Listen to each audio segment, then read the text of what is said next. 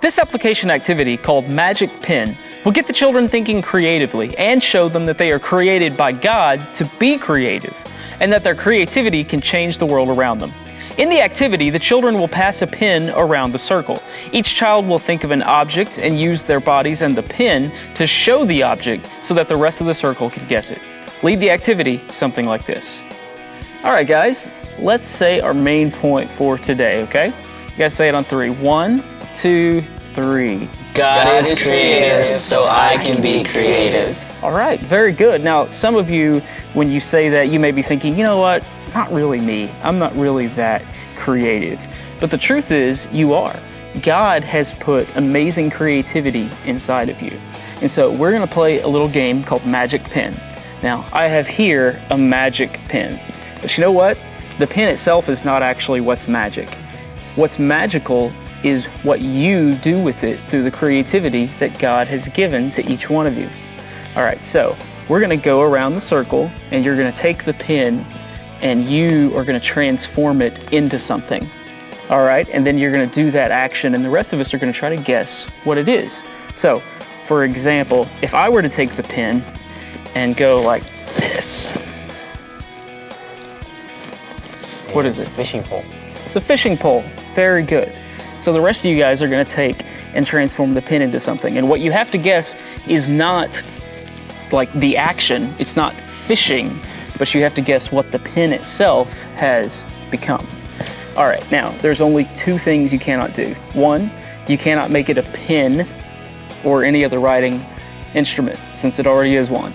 And 2, you can't repeat what someone else has already done. So fishing pole is out. All right, you guys ready? Cool. Cassie? What do you guys think? Shovel. Yep. Very good. Pass it down. Carlos?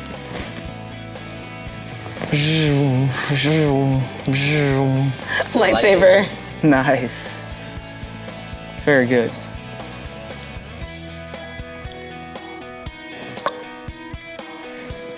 Baseball bat. Nice. Very good. Christina?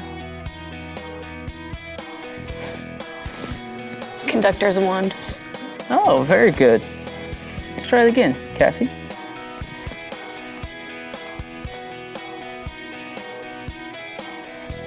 Anything you want it to be.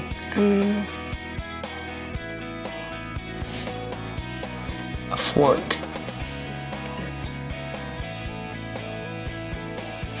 A phone. Phone. All right, great. You guys had some really awesome ways to transform this pen into something else. You guys did really, really cool with that. And you know what? This pen's really just a plain, ordinary pen. But it was transformed because of the creativity that you guys put into it. Now, just like you were able to transform this pen by the power of your own creativity, God is able to transform the world by the creativity that He has put inside of each one of us. Okay? God made us to where we can do amazingly creative things. And He wants us to use that creativity in order to change the world, in order for us so that we can tell our friends about Jesus, so that we can bring our friends to church, so that we can worship Him in amazingly creative ways. He has given us this creativity. Now, the creativity that we have is kind of like a muscle. You know, the more that we use it, the stronger it becomes. So I want you guys to think about that this week, that this pen, remember, was transformed by your creativity, and that creativity was given to you by God in order to change the world. This application activity, called Stick It Together, will allow the children to exercise their creativity and teach them that they can always do something creative because God put creativity inside of them. In the activity, the children will build sculptures out of unusual materials. Lead the activity something like this. All right, guys, I want everyone to say our main point for today, okay? What is it? God is creative, so I can be creative. Very good. Now, sometimes using something unusual in an unusual way is something that can really spark our creativity. Now, today we're going to be building something, but we're not going to be using like bricks or wood. we're going to be using gumdrops and toothpicks. All right, now I'm going to divide you up, guys, into 2 teams. Matthew, you are going to be on a team with your sister. Don't hurt each other. Carlos, you and Cassie are going to be on the other team. Now, I've given you an example here of something that you can build with gumdrops and toothpicks, okay? This is a liger. It's a cross between a lion and a tiger, and it's pretty much my favorite animal. So, you guys can't build the liger, but you can build anything else that you want to, okay? All right, there you go. I'm gonna give you guys some time. Matthew, there you go. All right, good. Awesome, get to work.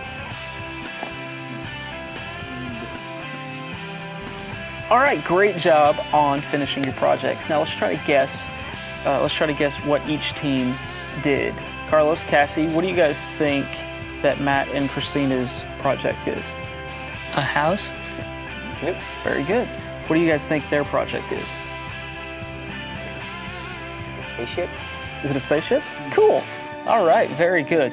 Okay, now you guys started off with the same building materials, gumdrops and toothpicks.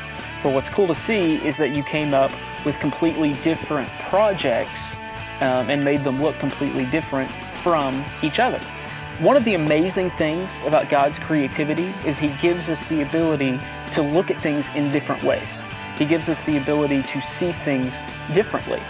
And no matter what we start out with, whether it's the same as somebody else has or whether it's completely different from what somebody else has, we can always do something creative.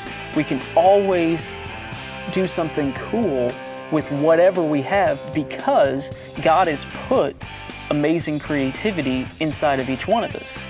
Okay, so because He has done that, again, it doesn't matter what we start off with, we can always do something creative with whatever we have.